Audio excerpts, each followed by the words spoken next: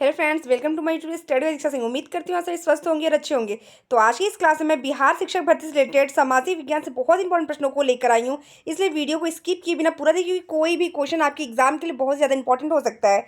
चलिए फटाफट आते हैं। पहले प्रश्न जो आपकी स्क्रीन के सामने दिखाई दे रहा है, अंग्रेजों ने फूट डालो और शासन को नीति कब अपनाई। अंग्रेजों ने फूट डालो और शासन को नीति कब अपनाई है, तो आपका उत्तर यहाँ पे क्या है, 1858 के ईस्वी के बाद। 1857 की क्रांति हुई थी, उस क्रांति के जज्बा 1858 ईस्वी के बाद। नेक्स्ट, इंग्लैंड में गृह युद्ध कितने वर्ष तक चला था। इंग्लैंड में गृह युद्ध कितने वर्ष तक चला था, आपका उत्तर यहाँ पे होगा 7 वर्ष। 7 वर्ष। बढ़ते अगले प्रश्न की तरफ, आर्य भारत में कहाँ से आए थे। आर्य भारत में कहाँ से आए थे, आपका उत्तर यहाँ पे होगा केंद्रीय एशिया से। बढ़ते हैं अगले प्रश्न की तरफ। अगला प्रश्न आपकी स्क्रीन पर है, वो आपसे पूछता है किस अवधि में रामायण एवं महाभारत की रचनाएं हुई थी। जैसे रामायण और महाभारत की जो रचनाएं हुई थी वो किस अवधि में हुई थी, तो आपका उत्तर यहाँ पे होगा आर्य अवधि में। आर्य अवधि में। बढ़ते हैं अगले प्रश्न की तरफ। अगला प्रश्न आपकी स्क्रीन पर है, गुप्त समाज की स्थापना किसने की थी। गुप्त समाज की स्थापना किसने की थी, तो चंद्रगुप्त मौर्य। कहीं कहीं आपको श्रीगुप्त भी मिलता है देखने को कि गुप्त समाज की स्थापना किसने की थी, संस्थापक कौन थे, श्रीगुप्त मिलता है। लेकिन अगर आपको ऑप्शन में श्रीगुप्त नहीं मिलेगा तो आप वहां पे लगाएंगे चंद्रगुप्त। अगले प्रश्न की तरफ बढ़ते हैं, हड़प्पा सभ्यता की खोज किसने की थी। हड़प्पा सभ्यता की खोज दयाराम साहनी ने की थी 1921 में। हड़प्पा सभ्यता की खोज दयाराम साहनी ने की थी 1921 ईस्वी में। बढ़ते हैं अगले प्रश्न की तरफ, वह शासक जिसने एक सच्चे जैन मुनि की तरह उपवास के द्वारा अपने शरीर को त्याग दिया था। वह शासक जिसने सच्चे सच्चे जैन मुनि की तरह उपवास करके करके अपने शासन को मतलब अपने शरीर को त्याग दिया था, वो कौन थे, चंद्रगुप्त मौर्य। नेक्स्ट प्रश्न की तरफ बढ़ते हैं, तराइन का प्रथम युद्ध जो कब हुआ था, आपके तराइन के प्रथम युद्ध की अगर बात करें तो वह कब हुआ था, 1991 में हुआ था। और ये किसके किसके मध्य लड़ा गया था, तो मोहम्मद गौरी और पृथ्वीराज तृतीय के। मोहम्मद गौरी और पृथ्वीराज, तराइन के 2 युद्ध हुए थे, एक 1991 में, दूसरा 1992 में। तो मोहम्मद गौरी और पृथ्वीराज तृतीय के बीच 1991 का युद्ध हुआ था। अगला प्रश्न आपकी स्क्रीन पर है, बंगाल को मुगल साम्राज्य से पृथक कर स्वतंत्र किया गया था। बंगाल को मुगल साम्राज्य से पृथक किसने स्वतंत्र किया था, तो आपका उत्तर यहाँ पे होगा मुर्शीद कुली खां। मुर्शीद कुली खां। बढ़ते अगले प्रश्न की तरफ। आज की क्लास में जो अगला प्रश्न है वो आपकी स्क्रीन पे काफी ज्यादा इंपॉर्टेंट, इसको आप अंडरलाइन कर लीजिए। विधवा पुनर्विवाह कानून कब बनाया गया। विधवा पुनर्विवाह कानून कब बनाया गया, तो 1856 ईस्वी में। और विधवा पुनर्विवाह कानून को पारित करवाने में जो है राजा राम मोहन राय जी का काफी बड़ा योगदान है। तो ये किसने करवाया है, राजा राम मोहन राय के द्वारा हुआ था, कब, 1856 में।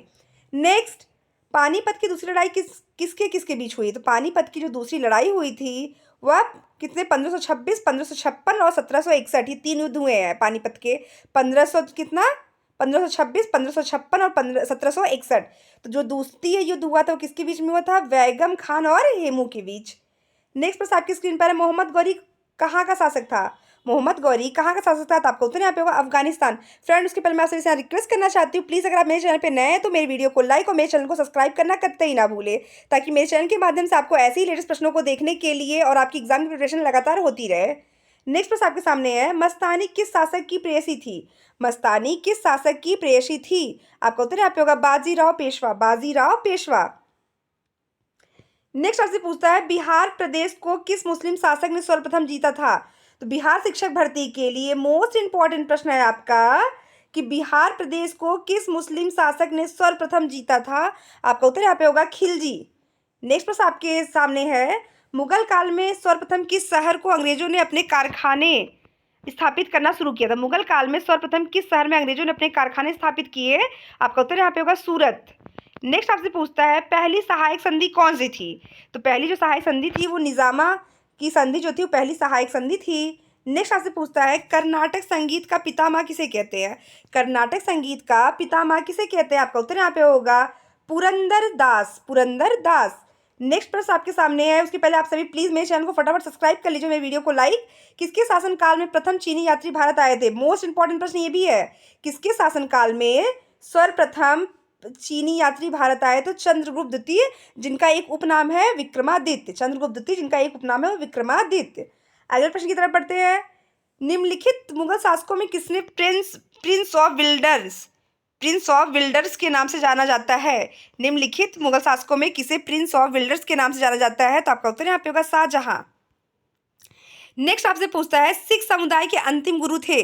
तो सिख समुदाय के अंतिम गुरु कौन थे, गुरु गोविंद दास। यहाँ सिंह नहीं होगा, यहाँ पे होगा गुरु गोविंद दास। गुरु गोविंद दास।